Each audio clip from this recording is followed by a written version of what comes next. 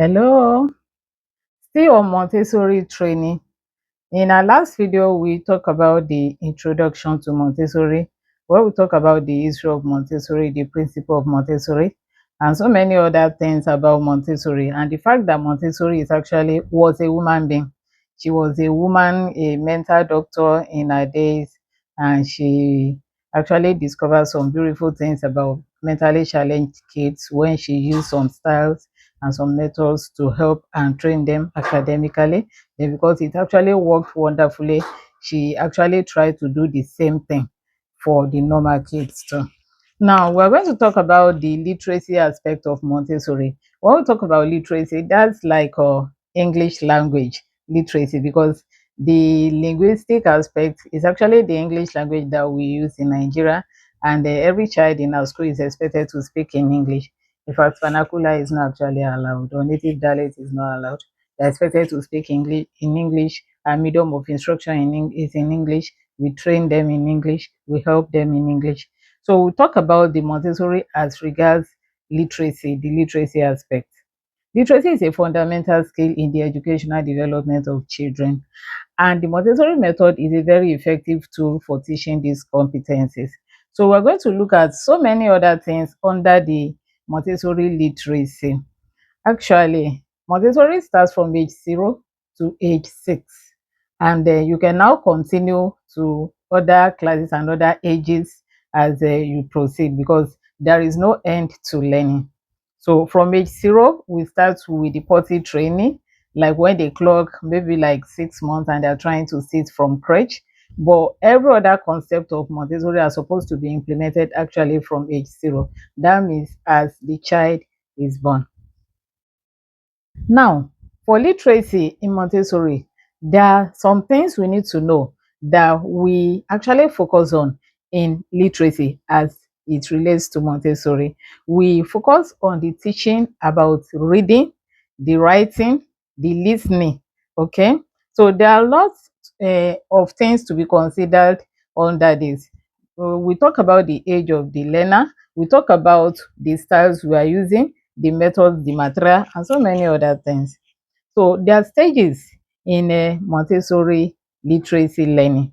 The stage one is the preparation. When we talk about the preparation, you can actually talk about the Montessori prepared environment, which we actually talk about in detail in our previous video. The Montessori environment, prepared environment, is the environment where we actually set to help the child that is free, that is free from distraction, is free from outside infection, is free from people, kids that are bigger, adults coming to interact with babies, thereby distracting them. The environment that is well prepared, decoration is beautiful, is there is decorum, there is orderliness, there is everyone there is patient and ready to listen to the child, and there are materials that are actually ready made for the child to learn, and those materials are fixed in different places where the child can actually stretch his or her hand and pick and put into use.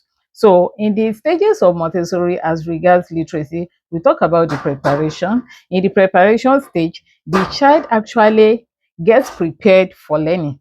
For example, when you approach a child, let's say a toddler that is still very, very tender, you can't actually come to introduce writing immediately, or even reading sometimes, because some of them might not even be able to pronounce some words, they might not even be able to read your way. So we actually start with songs, rhymes, stories. Yes. And that we used to draw their attention. They like listen to us when we sing. When we sing, they sing along. They want to sing the way we sing. The rhymes, the songs, these things sounds interesting to them, and we use that to welcome them into learning. The stories, we tell them stories, simple stories, short stories, just to capture their attention. We need to draw their attention, because if they're not giving us attention, they can't even learn anything. So after the preparation, we talk about the phonemics awareness, like the way you speak as a matter of poise, the way you speak now is maybe when you actually grow up, you learn or you acquire some skills. You can actually train these skills from that tender age as regards the way they talk too. Okay, so at the phonemic awareness stage, you introduce diction, you introduce the phonetics and so many other things. So in that, you are starting with the letter sounds and not the letter names. The letter sounds are the sounds of the letters. Okay, we are going there. So stage 3 is about the reading. When the child has actually has been introduced to the phonemic awareness stage and is already familiar, is getting familiar with the sounds, and these sounds, when you are even coming with all of that, you are making it like a song, like rhymes, in form of, you are just coming to say it. For example, the sound songs. There are songs for the sounds. A as in apple, as in ball, see, k as in cat, d as in dog, and something like that. So they think and they repeat after you. So you are like introducing them. You like make them get aware, like familiar with the songs and the rhymes and the like. So from there, you can actually proceed to reading. You read, those letter names are written, then you read them in sounds. You are introducing reading. Okay, that's a stage. They read it in sounds. A, b, k, d, e, like that. They read it, they read in sounds. Then the last stage is the writing. So between you and I, when you are introducing the toddler to literacy in Montessori, you're actually starting with the songs and the rhymes, the story. So when you get there, then the letter sounds. The letter sounds, you have to read the letter sounds from A to Z. You have to read it one by one. You have to read it with them. They have to read in group. You have to sing it. You have to hum it. In fact, they have to be familiar with the letters, and that's the reading we are talking about here. The one you introduce at that tender stage. Then after which you introduce them to writing through the sound tray and the sandpaper card. How do you do that? We have talked about that before. Your sand tray, a very quick one, is just your tray where you put Gary now instead of the sand, the traditional sand, because it can actually harm the child when they pick and they want to put it in their mouth or something. But you put your Gary inside the tray, check it very well, let it have little flesh so that when they write, like they could trace, and you have the contour there that will form the shape of what they are trying to trace. That's the sand tray. You introduce skills to writing with the sand tray by tracing letter sand A on the sand tray and be saying it. By saying it, they're actually reading it. And by tracing it, they are just trying to write it. But for toddlers, you might not start with letter sand A. You might start with dash, dash, dash, cough, cough, slash, and all those stuff, or even zero, zero, okay, because they are tender. So there is a way you start the writing thing, and it helps them. They don't start from the difficult one, they start from the basics. For example, your letter I is just k, like I cough, with your I stroke. That's letters and A. So they have to learn how to cough right, cough left, O or zero, then stroke or dash or dash or dash. Okay. So from the reading, then you go to writing. Then there's something they call the manipulative learning. So when a child is learning, like toddlers and all those preschoolers and all those little kids that are just trying to comfort, when they are introduced to learning, you make them learn the manipulative way. And I'm going to like emphasize on it. I'm going to explain what I mean by the manipulative way. This actually come in form of you using all these materials to teach them how. For example, your A might come in cardboard. You might cut out a cardboard with a template that will form letters and A, and there's something they call word freeze. Okay, it's still part of this manipulative learning. When you cut your letters and A from a thick cardboard, you make it very big. Okay, and when you come to class, maybe this week they're actually learning about letters and A, your age 2 3, you show it to them, letters and A. You can even use the 3 period lesson too. Letters and A, letter, everybody letters and A, everybody letters and A, everybody letters and A. Show me letters and A, touch letters and A. You let them touch it, let them touch it. After that, you hang it somewhere where it's dangling. So when they come very early tomorrow, that's the first thing they see. Letters and ah. In the next 3 days or a week, all the kids already know letters and ah. They can identify. They're already reading the letter. They're already identifying the letter.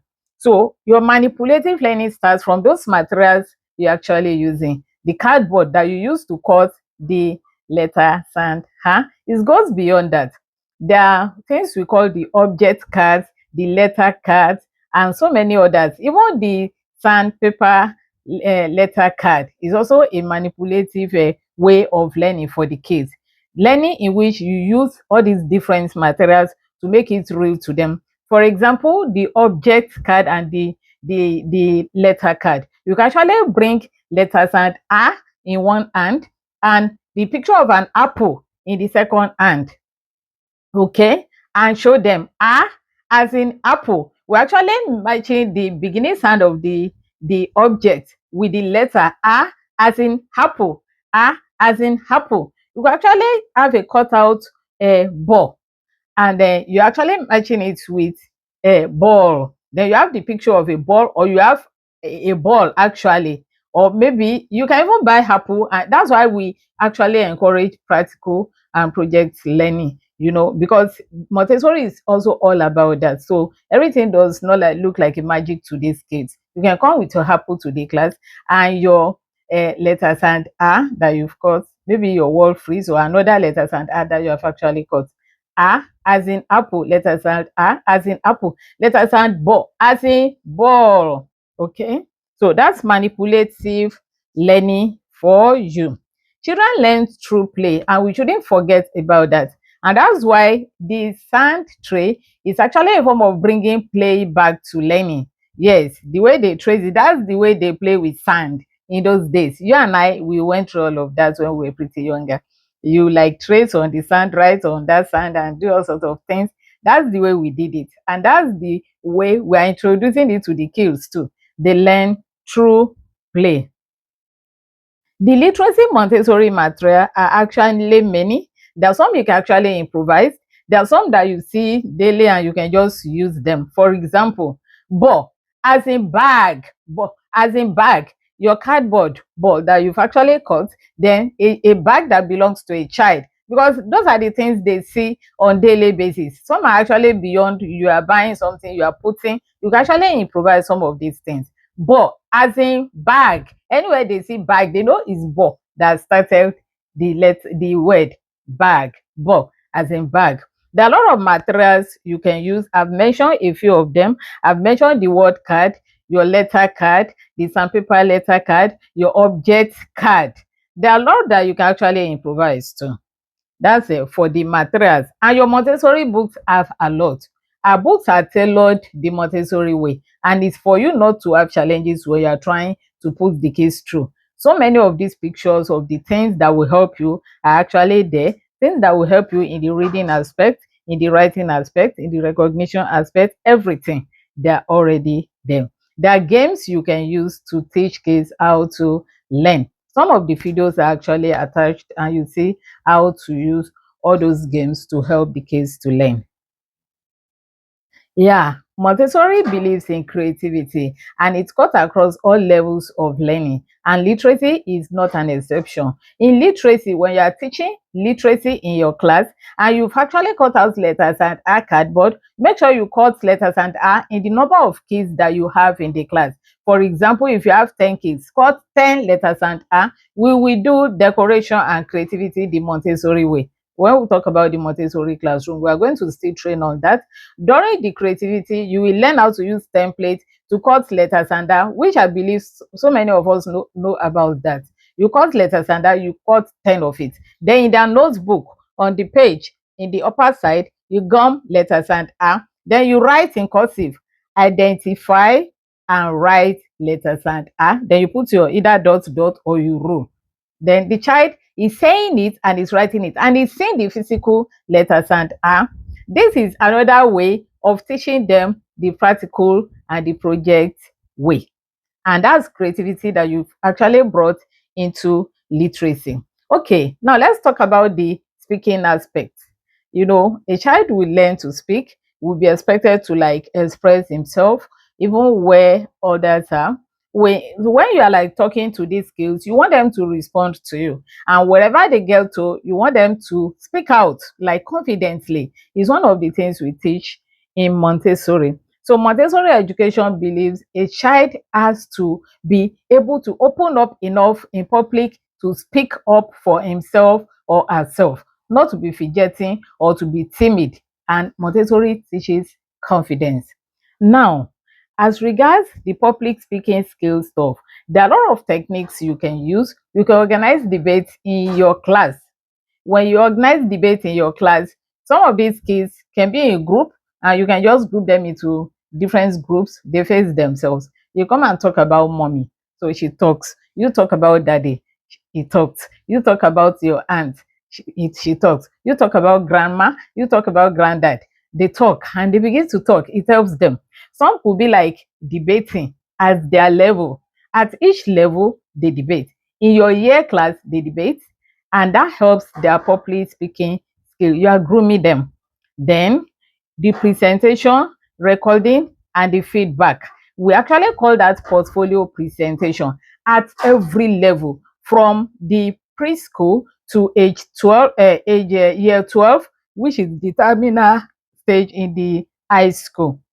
The kids are expected to do presentation like, I taught biology or I taught living things. They have to know what is living things. They have to like have deeper knowledge based on what you've taught them or what they've discovered themselves. They should be able to have a write-up. Maybe they jot it, or maybe they're able to create a PowerPoint presentation, which you are able to teach them to do, because it's very, very important. It's a critical part of this training. So from your year one, they should start learning how to create files, maybe with Word. Year two should have entered PowerPoint. Year three should be doing Excel. Year four should have gone to graphic side. And you're supposed to be able to help them, like impact on them, help them with all these things, and they will just comfort and make you proud. So when they prepare their scripts, they will do presentations. They will present. They present on the assembly. They present in the class. Do not joke with class presentations if you are going to help kids to develop public speaking skills. It's very, very important. The another techniques you can use is drama and performance art. Okay, for your drama, you could create a playlet, like let them act a script. Okay, give them a story, a very short story. You are mommy, you are daddy, you are the aunt, you are the baby. Okay, let them act it out, let them talk, let them interact, relate with themselves. It will help them in developing and improving on their public speaking skill. Let me go over it again. Your debate club style is a technique used for public speaking skill improvement. Your presentations, your recording, and your feedback. Then your drama and your performance art. Now, can you recite letters and A to Z on your own? You need to be able to do that. If you can't do that, you can hardly help the preschoolers. That's why sometimes when you see all these preschoolers and they're writing A to Z, that's the first test, A to Z. When they can write that, then they go to 2 letters, they go to 3 letters, to 4 letters, to 5 letters. Then they are reading long form of words and the like, and they're exceptionally okay. So, but they're actually starting from that letters and A to Z. When you teach identification, letters and A, letters and B, letters and K, and they do like that from A to Z. So that's the first level. The second level, you make them read, learn, write, A to Z on their own. They must be able to do that. Either they're writing it one after the other, or you are guiding them, or you are telling them what to do next till they are able to independently write letters and A to Z. Your child in beginners two, in nursery one, if they can't do that and you are going to 2 3 letter words, you are just bothering them, you are deceiving. In fact, it will prolong the stress. It will be more stressful because they've not actually mastered what they're supposed to master. If they're able to identify all the letters, they can write it one after the other, and you are going to 2 letter words, 3 letter words, your stress is over. It will be very easy and seamless for you. So the writing first, they writing A to Z is not negotiable. So when they're able to do that, then they are now going to the pink series. What are the pink series? The pink series is the 2 letter words and the 3 letter words. Just like I said in the plain words training video. They have to be able to spell. They have to be able to fill in the gaps.